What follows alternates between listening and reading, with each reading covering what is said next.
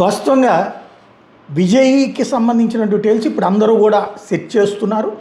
Even మన సబ్స్క్రైబర్లకు కూడా idea ఉన్నది. బట్ కొంత సమాచారం కోసం తమిళనాడులోని చెన్నైలో పుట్టాడు విజయ్.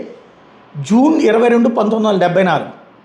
నేను 14 పుట్టాను, ఆయన 22 పుట్టాడు. నాకంటే ఒక 8 రోజులు చిన్నోడు అనమాట. అతని తండ్రి ఎస్ఏ చంద్రశేఖర్ సినీ దర్శకుడు, తల్లి శోభా ప్లేబ్యాక్ సింగర్. అతనికి విద్య అనే చెల్లెలు కూడా ఉండేది. ఆమె 2 ఏళ్ల వయసులో మరణించింది. ఆమె జ్ఞాపకార్థం తన ప్రొడక్షన్ హౌస్కి వివి ప్రొడక్షన్స్ అని పేరు పెట్టారు.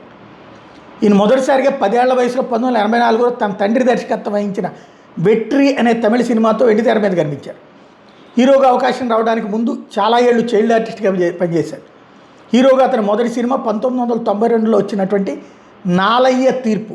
ఇది అట్టర్ ఫ్లాప్ అయింది. అలాగని చెప్పి వెనకడుగు వేయలేదు. 1997లో వచ్చినటువంటి కాదలుక్కు మర్యాదై చిత్రానికి తమిళనాడు ప్రభుత్వ ఉత్తమ నటుడు అవార్డు వచ్చింది. 2004లో విడుదలైన గిల్లీ దేశంగా 50 కోట్ల రూపాయల వసూళ్లను రాబట్టిన మొదటి తమిళ చిత్రంగా నిలిచింది. అక్కడి నుంచి ఆయన ఊపు బిగినైంది. తమిళనాడులోని థియేటర్లో 200 రోజుల పాటు అది ఆడిందనమాట.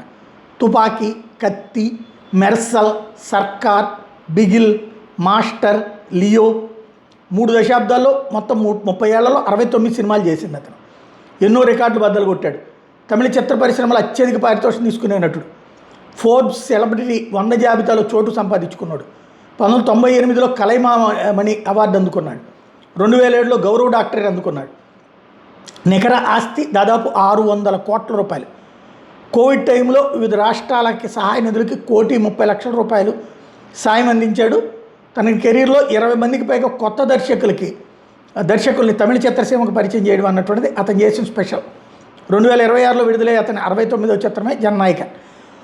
నటుడిగా అదే అతని చివరి సినిమా. ఈ సినిమా కోసం 275 కోట్ల రూపాయలు పారితోషికం తీసుకున్నాడు. భారతీయ సినీ చరిత్రలో ఒక నటుడికి అందిన అత్యధిక పారితోషికం అదిగా. తమిళగ వెట్రి కళగం పార్టీని ప్రకటించిన తర్వాత ఏదైతే కులరహిత సమాజం అన్నటువంటి పాయింట్తో వెళ్ళాడు.